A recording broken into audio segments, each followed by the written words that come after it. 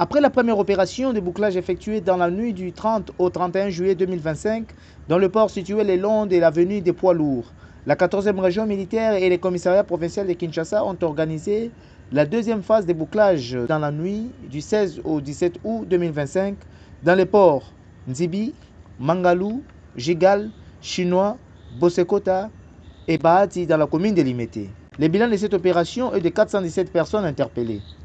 Après le triage et identification de chaque cas, 386 personnes ont été relaxées et les 25 autres identifiés comme des présumés Kuluna ont été acheminés au bataillon PEM de la 14e région militaire au camp lieutenant-colonel Kokolo. Comme dans la première opération, les principes cliniques sont d'application pour les 386 libérés. Population pour ça, il faut que tout ça libéré. Ce qu'on est bon, mais bien que ça,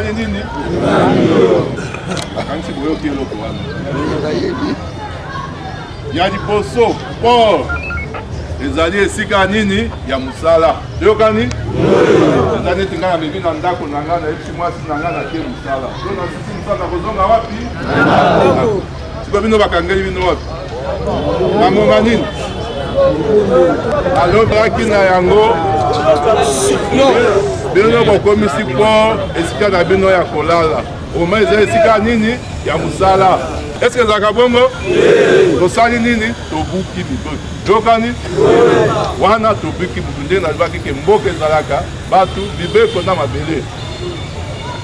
Soko Tosi Mibeko, Okomana Tamu Tazaka Simana Oti. Mais ce que yo Buki Mibeko, Tokosala Nini, Tokozana Simana. Pour sa part, le commissaire provincial adjoint en charge d'administration, commissaire supérieur principal Numbi Faustin, représentant personnel du commissaire provincial, le commissaire divisionnaire Kantou Bakoulou Israël, a au cours d'une parade circonstancielle félicité tous les éléments engagés dans ce bouclage pour le travail abattu et leur a rappelé les consignes à respecter jusqu'à l'éradication totale des phénomènes Kuluna et braquage à Kinshasa. Et je vais transmettre ces mots tels qu'il m'a transmis. Yaliboso a Pessi Longonia na opération ciblée mixte dans sa deuxième phase. Yami Balé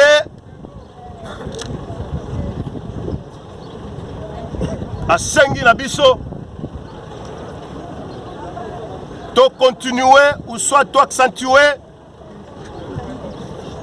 pacte Nabiso, police, FRDC avec la population. Moussa Nabiso, Yasotola Libanda, Pona Kolongola Banane, Banguna, ya République Nabiso. Awa tozali na frontière liquide.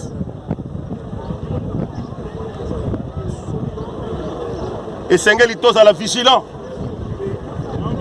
Et vigilant soit na tokozwango, tokokokisango, soki tosali un bon mariage avec la population. Il a encore martelé que la population constitue le matelas de renseignement pour l'armée et pour la police. Et raison pour laquelle nous devons tout faire pour améliorer notre comportement. Bato bakangami awa,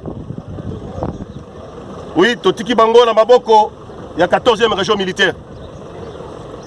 Oya ko kendeli susu pour exploiter ma source de renseignement pour te bato na baza banani. Signalons que ce bouclage vise à instaurer la sécurité dans les milieux des ports et sont consécutifs aux multiples plaintes de la population environnante.